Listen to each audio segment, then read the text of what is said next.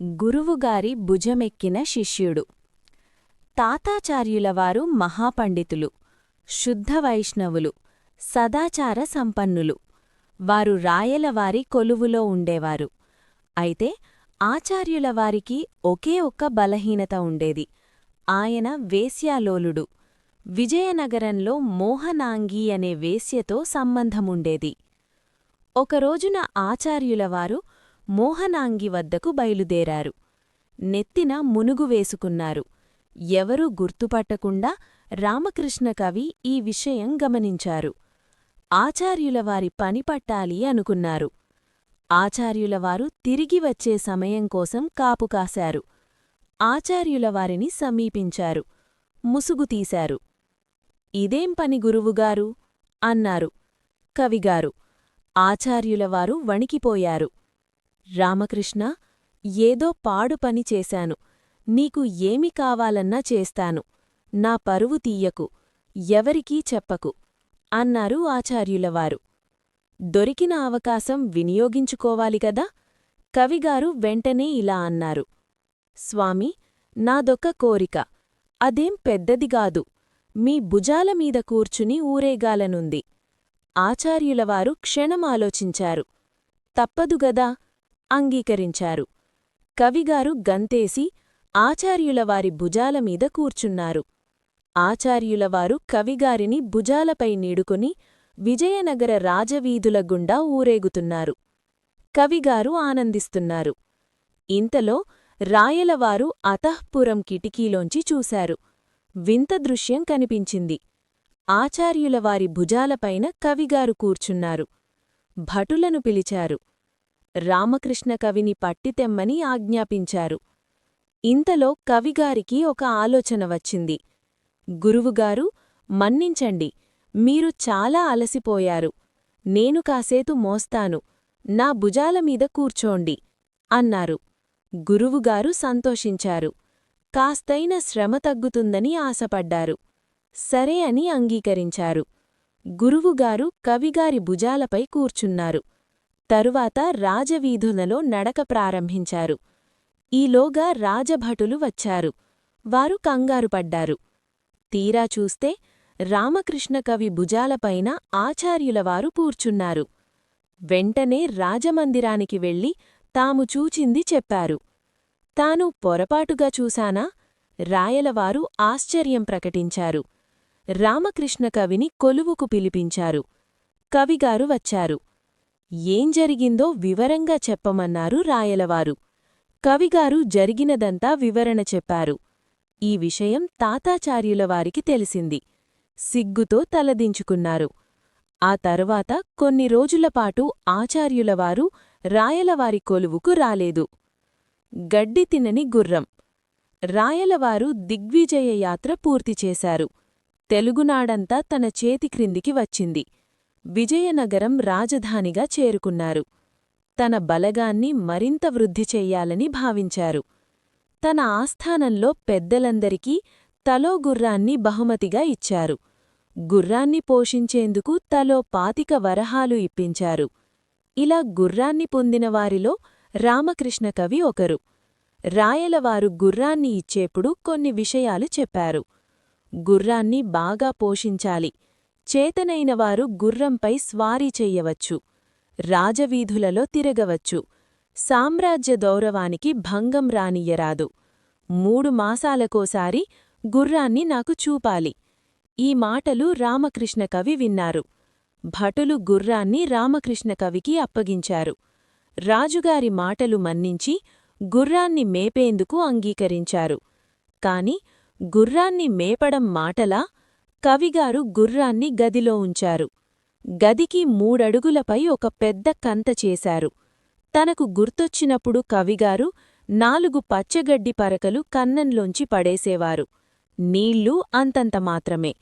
ఆ గడ్డి నీరు గుర్రానికి చాలేవి కావు. గుర్రం బక్కచిక్కిపోయింది. దానాకు నీటికి మొహం వాచిపోయింది. రాజుగారు ఇచ్చిన 25 వరహాలు కవిగారు ఇంటి ఖర్చులకు వాడుకున్నారు. ఇలా మొదటి 3 మాసాలు గడిచిపోయింది. గుర్రాలను చూపించమని రాయలవారు కబురు చేశారు. కవిగారి గుండె గతుక్కునమంది. కాని తప్పలేదు. అందరూ తమ గుర్రాలను చూపించారు. పైగా అలంకారాలు చేసి మరీ చూపించారు. రాయలవారు భేష్ అన్నారు. వారూ ఆనందించారు. ఇహ కవిగారి వంతు వచ్చింది. రామకృష్ణ కవిగారు, మీరు పెంచే గుర్రమేదీ అన్నారు. వెంటనే కవిగారు చెప్పారు, ప్రభూ, మీరు నాకొక పెంకి గుర్రాన్ని అంటగట్టారు. గడ్డి తినదు, కాని ఎవరినీ దగ్గరకు రానివ్వదు. అందుకే ఇక్కడికు తీసుకురాలేకపోయాను ప్రభూ అన్నారు వినయంగా. అయితే ఒక భటుణ్ణి పంపుతాను, అతని ద్వారా పంపు అన్నారు రాయలవారు. సరే అన్నారు. కవిగారు రాయలవారు బలమైన రాజభటుణ్ణి పంపారు. ఆ భటునికి పొడవైన గడ్డముంది.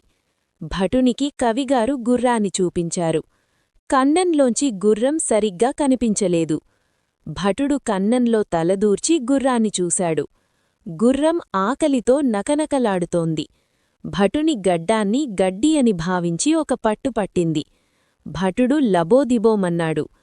గుర్రం నోటినుంచి గడ్డాన్ని పీసుకుని బతుకు జీవుడా అంటూ బయటపడ్డాడు. పరుగు లంకించుకుని కోటలో ప్రవేశించి రాయలవారికి ఈ విషయం చెప్పారు. రాయలవారికి కోపం వచ్చింది. కవిగారిని పిలిపించమన్నారు. భటులు కవిగారికి కబురందించారు. కవిగారు కొలువులోకి వచ్చారు. రాయలవారు కొలువు తీరారు. రామకృష్ణ, నీకిచ్చిన గుర్రానికి సరిగ్గా గడ్డి నీరు పెట్టనందున బలహీనమై నడవలేని స్థితికి వచ్చిందని విన్నాను. నిజమా? నేనిచ్చిన డబ్బు ఏమి చేశావు అన్నారు. చిత్తం ప్రభూ, గుర్రానికి తిండి పెట్టబోతే ఎంతో పొగరుగా తయారయింది. మంచి పచ్చిగడ్డి, దానా, తాగే నీరు పెడితే మదించి ఇంకా ఎంతో పెంకిగా తయారయ్యేదిగదా. అందుచేతే తిండి తగ్గించాను, దానికి బుద్ధి చెప్పదామని అని యుక్తిగా సమాధానం చెప్పారు. గోతిలోనుంచి రాజసభకు. విజయనగర సామ్రాజ్యాన్ని రాయలవారు పాలిస్తున్న దినాలు. ఈ సామ్రాజ్యానికి ఆనాడు ఎంతో పేరు ప్రఖ్యాతులు ఉండేవి. విజయనగర రాజవీధులలో రత్నాలు అమ్మేవారని చెప్పుకునేవారు. దీనితోపాటు విజయనగర సామ్రాజ్య వైభవం చూసి పలువులు రాజులు అసూయపడేవారు. ఈ సామ్రాజ్యానికి శత్రుభయం బాగా ఉండేది. ఒకసారి విజయనగర సామ్రాజ్యం వాయవ్య ప్రాంతంలో శత్రువులు పొంచి ఉన్నారు. ఈ విషయం వేగులవారి ద్వారా రాయలవారికి తెలిసింది. రాయలవారు తక్షణం మంత్రిమండలి సమావేశం ఏర్పాటు చేశారు. వీరంతా సమస్యను ఎలా ఎదుర్కోవాలో తీవ్రంగా చర్చిస్తున్నారు. ఇదొక రహస్య సమావేశం. ఈ సమావేశం జరుగుతుంది. రామకృష్ణకవి సమావేశంలోకి వెళ్లే ప్రయత్నం చేశారు. ద్వారపాలకులు అడ్డగించారు. వారి మాట రామకృష్ణకవి వినలేదు. నెట్టుకుని లోపలికి వెళ్లారు. హాస్యంతో పద్యం చెప్పబోయారు. రాయలవారికి కోపం వచ్చింది. కళ్ళెర్రజేశారు. రామకృష్ణ, పిలవని పేరంటంగా ఎందుకీ రహస్య సమావేశానికి వచ్చావు అన్నారు రాయలవారు. రామకృష్ణకవి ఏదో చెప్పబోయారు. రాయలవారు వినిపించుకోలేదు. గంట వాయించి భటులను పిలిచారు. రహస్య మంత్రాంగానికి రామకృష్ణకవి అనుమతి లేకుండా వచ్చారు. పైగా పరిహాసాలాడబోయారు. మా పనికి భంగం కలిగించారు. వీరిని ఊరి బయటకు తీసుకెళ్లి గోతిని తవ్వి అందు గొంతు వరకు పాతిపెట్టండి. మరుసటి రోజు ఏనుగుచేత తొక్కించండి. ఇలా కఠిన దండన విధించారు. రాజనభలో ఉన్నవారంతా కిక్కురుమనలేదు. అందరి కళ్లలు నీళ్లు తిరిగాయి. ఎదురు చెప్పేందుకు ఎవరూ సాహసించలేదు. భటులు రామకృష్ణకవిని బంధించారు. వెంటనే ఊరి బయటకు తీసుకెళ్లారు. కొందరు భటులు గోతి తవ్వారు. రామకృష్ణకవిని అందు దించారు.